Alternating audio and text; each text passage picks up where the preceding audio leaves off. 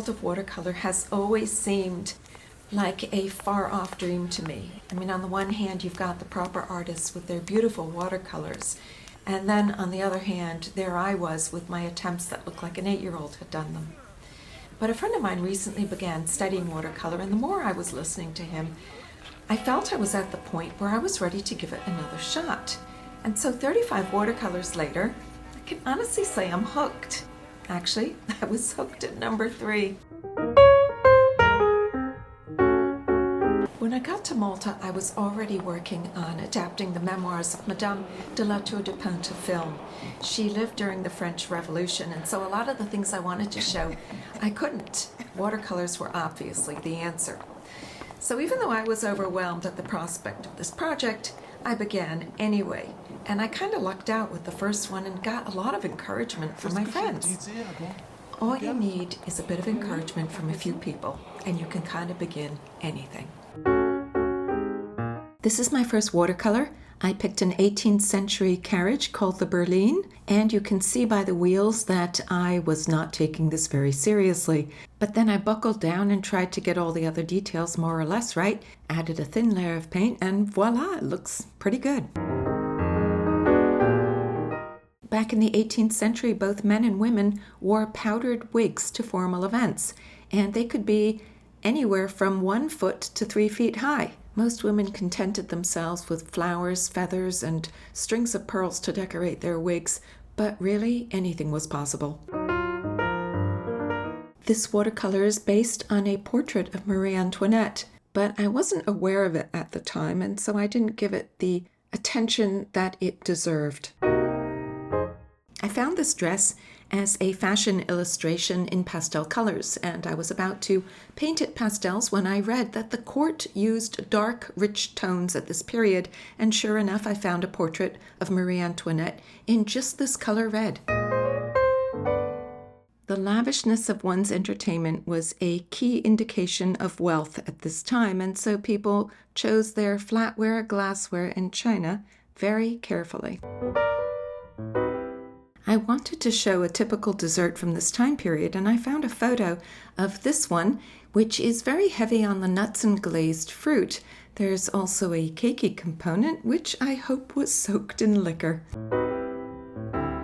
My project was based on the memoirs of Madame de la Tour du Pin, who lived through the French Revolution, and so I wanted to show a leather-bound journal with a candlestick.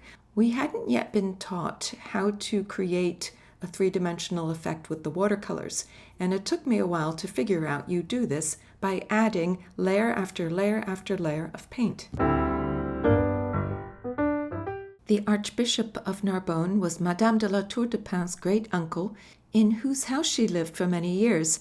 I found a portrait of him online which showed a heavy-set man who seems to like the pleasures of the table.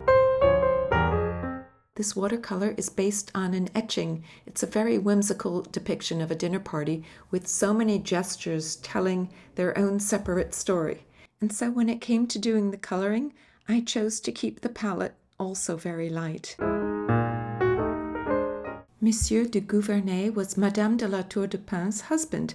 However, this portrait is of her father. I made a mistake when writing the name, and I'm not rectifying it because I don't think anybody is going to find out.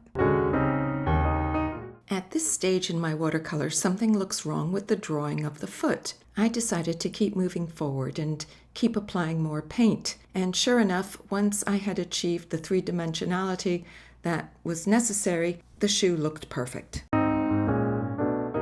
The mannequin that I found online had this dress in a powder blue, but I decided to go with the shades of yellow because I had just bought the lemon yellow, which was such a wonderful contrast to the warmer yellow and the ochre color.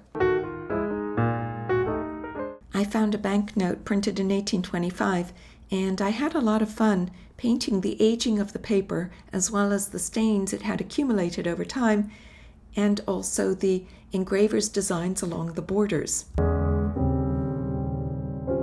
I painted this from an 1830s painting of Marie Antoinette on her way to the guillotine seated next to a priest. Posture was so important back then, and it's interesting to see how perfect hers is even at this moment. This is a typical 18th century inn, and Madame de la Tour du Pin would have stopped at several like this en route from Paris to Narbonne every summer with her great uncle. Of course, my version is a lot more colorful. This is one of the typical 18th century conveyances, the post-chaise. From this painting, it is clear that I'm still enjoying all the different yellows in my palette. En route to Narbonne, they would stop every summer at an inn in Montélimar. This comes from a postcard of the town, and the buildings were actually in yellow. In her memoirs, Madame de la Tour du Pin talks about how lavishly her great-uncle entertained. Unfortunately, I used this very blurry photo as my model, and I really struggled figuring out how to paint this. It was a big challenge. This is a typical manor house, and I made a real effort to get the drawing right.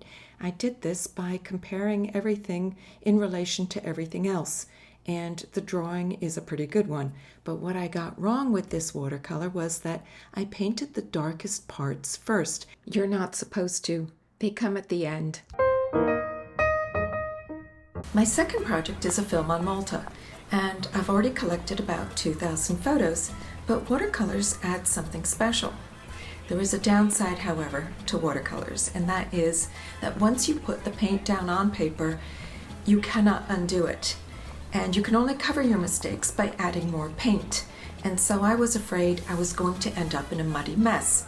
But I'm pleased to say that in spite of all my mistakes, my watercolors tend to be rather fun and happy. I chose this street for my first architectural watercolor. It's a one-point perspective, and the drawing's okay, but I was very hesitant with the color. You can see I've barely put anything on the paper, but at least I did it. Lace making has long been a Maltese craft, and even today women on Gozo can be seen making lace outside their homes. I tried to be more adventurous with the actual painting of this one, and you can see the splotches of red, green, and yellow on her face and arms, but you just have to keep going. Glass making is another typical Maltese craft, and you can tell it's Malta glass if it is very colorful and the pattern has a lot of swirls. I was having an after-dinner beer at a hotel in Slima when a procession passed by. It's for a local feast day, and you can see the red pennants in the background, and here the statue of a saint on top of a pedestal. But I especially liked the man and his wife in the foreground. He's drinking his beer and she's eating French fries. This is a photo of the entrance staircase in Father George's house. I was going to use it in the film I made of him, but then I made this watercolor and found it much more charming. I especially like the reflection in the glass of the paintings. My third project is a film on Nice. I knew from the moment I landed that I wanted to make a film about Nice. It's a very paintable city. Numerous artists have moved here. It apparently has a very unusual light. I don't know about that, but I do know that the watercolors are going rather well. So well that it makes me not want to leave. This is the grocer's across the street from my hotel. It's an ordinary scene, but so rich in detail and contrast with warm and cool tones, as well as that wonderful overexposed building on the opposite side of the street. I went up to Cimiez to visit the Franciscan monastery, and en route I found this wonderful cemetery with these fascinating tombs. I thought the overexposed background for this one made it particularly interesting. Matisse painted many odalisques, and this is a watercolor of one of them. I made mistakes from the very get-go with her face shape, but I kept going, and, it does bear a good resemblance. This is the Musée des Beaux-Arts. It seemed to be crying out to be painted. It took a long time for me to pull this one together, but I persevered. By the end of it, I tackled the windows on the upper story, and I think that's what pulled the whole thing together. The Beaux-Arts Museum had some wonderful sculptures, and I think this drawing turned out pretty good. But when I came to painting it, It was hard to distinguish the sculptures from the flaking plaster on the wall, so I cheated a little by painting the sculptures a peach tone. I found an Art Nouveau poster of Nice, capturing all the elements of Nice in one poster, so I made my own version of it. It ended up almost unrecognizable. This is what women at the beginning of the 19th century who lived in the countryside around Nice would typically have worn, except I painted all the linen in color instead of leaving it white. The artist Raoul Dufy is one of those artists who took up residence in Nice because of its reputation for its wonderful natural light. This is a watercolor of one of his paintings. I visited the Museum of Modern Art, and they had an exhibit on Niki de Saint-Phal. This was the image that greeted you when you first entered. I found it so striking that I needed to do a watercolor. Although I took a photo of this cafe scene, I did the drawing from life. I botched a few things and used the photo later on to rectify things as best I could. I did not set out to change colors. It kind of happened in spite of myself, but I think it looks rather good. This mostly pedestrian street is in the old town. I just loved the buildings with their warm colors across the street and the awnings supported by this intricate ironwork. I did not get the proportions of the people right, but I think in spite of this, the scene is quite happy and fun.